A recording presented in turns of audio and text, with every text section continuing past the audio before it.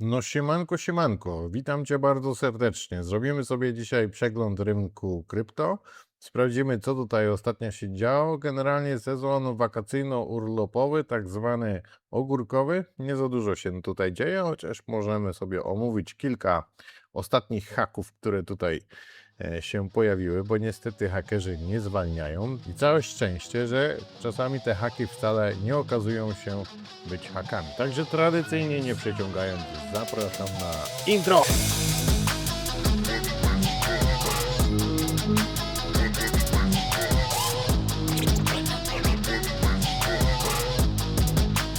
Dobrze, więc dzisiaj akurat na czerwono, nawet wolumen mamy mocno w dół.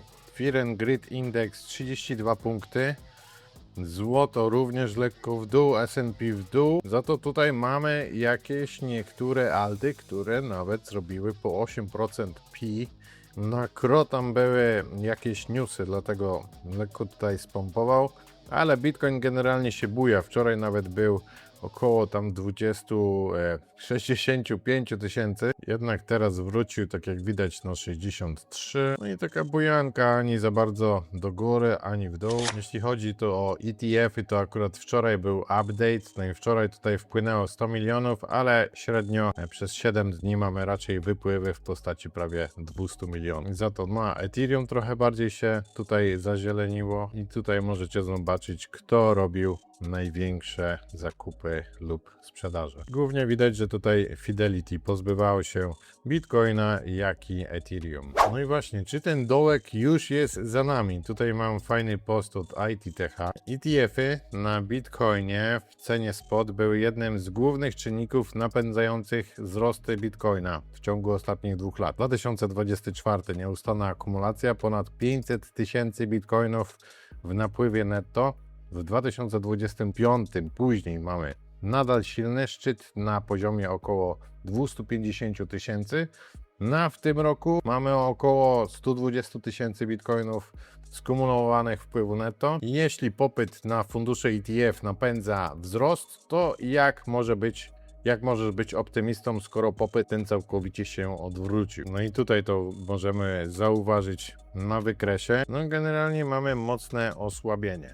Clarity Act nie chcą w Stanach przepuścić ze względu właśnie na Trumpa, że ma bardzo mocne powiązania. No i cały czas wchodzą tutaj jakieś update'y. Na Polymarket spadła szansa na Clarity Act z 2026 do 36%. Miał niby wczoraj się pojawić jakiś update, jednak póki co jest cisza. Polecam sobie u mnie na tablicy sprawdzić, a właściwie to na blogu, sprawdzić ten artykuł o portfelach sprzętowych. Jeśli się zastanawiacie nad zakupem jakiegoś portfela, to na pewno Wam to pomoże. Zrobiłem też wideo, no i robię giveaway. Rozdaję portfele Kisto, także polecam sobie obczaić. Tutaj z okazji 10-lecia Metamaska możemy sobie sprawdzić nasze portfele. No i fajne jest to, że nie trzeba się tutaj łączyć tym portfelem, także możemy sobie wkleić po prostu randomowy adres i zobaczyć, co nam tutaj wyskoczy. No i tak jak widać, 13 łańcuchów EVM, aktywny od 2020 roku, 6 lat krypto, to jest jakiś stary adres po prostu, tak jak widać teraz już tutaj.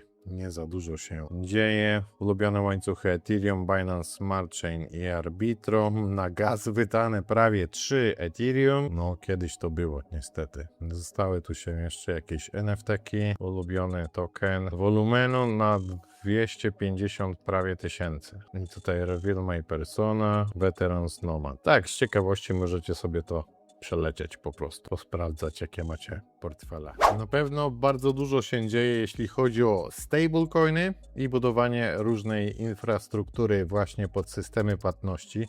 Tutaj Unia Europejska ogłasza, że w połowie 2027 roku odpala program pilotażowy dla cyfrowego euro. No i będzie tutaj mieć 36 konkretnie payment providerów, z których możemy na przykład wyczytać tutaj Deutsche Bank, UniCredit, Revolut, Stripe i jakieś inne różne firmy mają to testować. No zobaczymy. Możliwe, że CBDC w Europie już niedługo. Tutaj mamy również ciekawą sytuację, ponieważ Stripe chce kupić PayPala.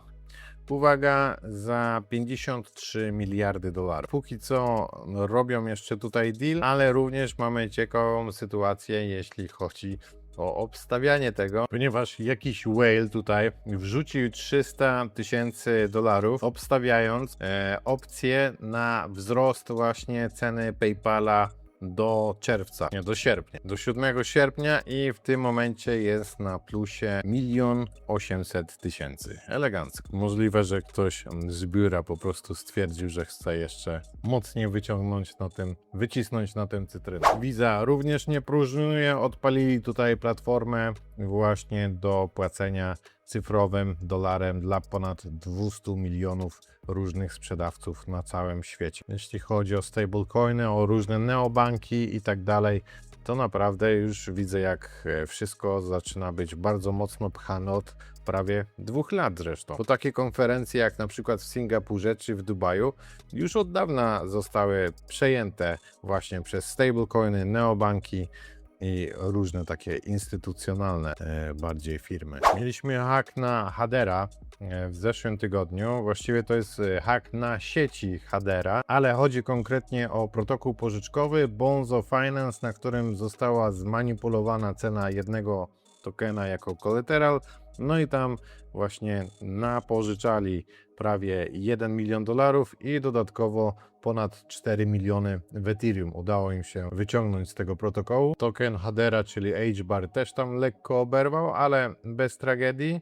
Za to oczywiście wszystkie środki trafiły na Tornado Cash. Później tutaj mieliśmy kolejną sytuację, gdzie był powiązany Layer Zero i tutaj niektóre właśnie serwisy myślały, że zostali zhakowani ze względu na różne ruchy, które tutaj się odbywały, jednak wszystko zostało bardzo szybko zdementowane. Najpierw pojawił się oficjalny post od Layer Zero, że dokonywali tutaj jakichś operacji inwentaryzacyjnych, także wszystko jest w porządku i nie ma żadnych funduszy, które byłyby w zagrożeniu. Później jeszcze pokazała się wiadomość od Briana, czyli co-foundera, że tutaj niektóre serwisy, takie jak Cointelegraph, CoinBureau, Markets Alpha i tak dalej, właśnie zaczęły puszczać fejkowe informacje, no i chciał, żeby po prostu to zostało naprostowane, bo nic takiego nie miało miejsca. Dalej tu mamy Ostium, to jest akurat sprawa z wczoraj.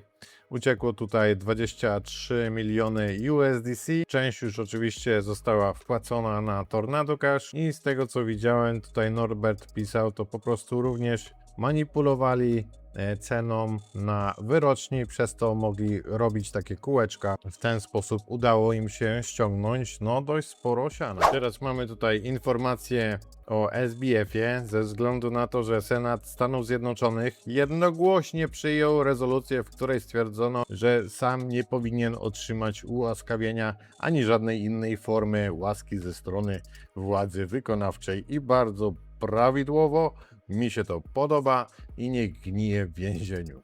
Nie wiem, czy pamiętacie tą sprawę z Bonkiem, gdzie gościu po prostu przegłosował swoją własną propozycję, z której wyciągnął tam 21 milionów, więc cały czas jeszcze mu się zostało 10 milionów i bardzo możliwe, że będzie to dalej sprzedawał. Na koniec jeszcze mamy Defi Tuna, czyli tuńczyka, któremu skroili 580 000 w USDC. Również sprawa rozwojowa, bo to dość gorący temat. Widziałem, że tam się pojawiają nowe fakty odnośnie tego. Stacy Moore tutaj opisała chyba większość tych haków. Również jakoś w maju robiłem update, ale nie wydaje mi się, że to by miało sens, bo generalnie nie ma to żadnej wartości i sami widzimy, co się dzieje. Te haki pojawiają się naprawdę bardzo często i wraz z zaawansowaniem po prostu sztucznej inteligencji będzie się tak dziać. Ale tak jak tutaj widzicie, różne prediction markety, tutaj akurat lending, yield i liquidity. Bardzo często również są hakowane właśnie bridge.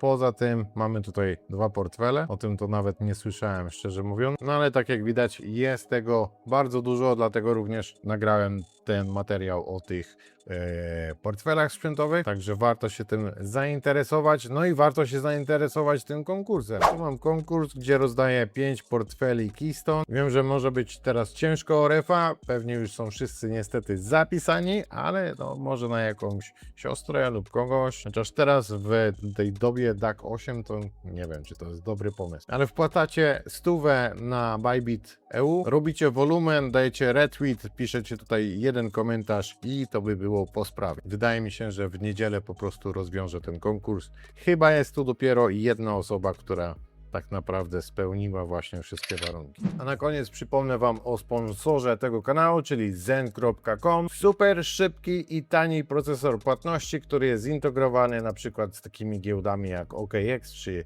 Bybit EU właśnie. Warto korzystać, ponieważ naprawdę ułatwia życie, do tego jest super szybki i super tani. Jeśli chciałbyś skorzystać z konta Pro, przy rejestracji wpisujesz Michuzen z dużej litery i dostajesz wtedy 90 dni konta Zen Pro za friko. Polecam sprawdzić wszystkie linki w opisie. Tyle ode mnie. Zostaw łapkę w górę. Życzę wszystkiego dobrego, wspaniałego weekendu. U nas jest naprawdę mega ciepło, chyba się trochę nawet spociłem robiąc to wideo. Życzę wszystkiego dobrego, siemanko, pozdrówki, eloszka.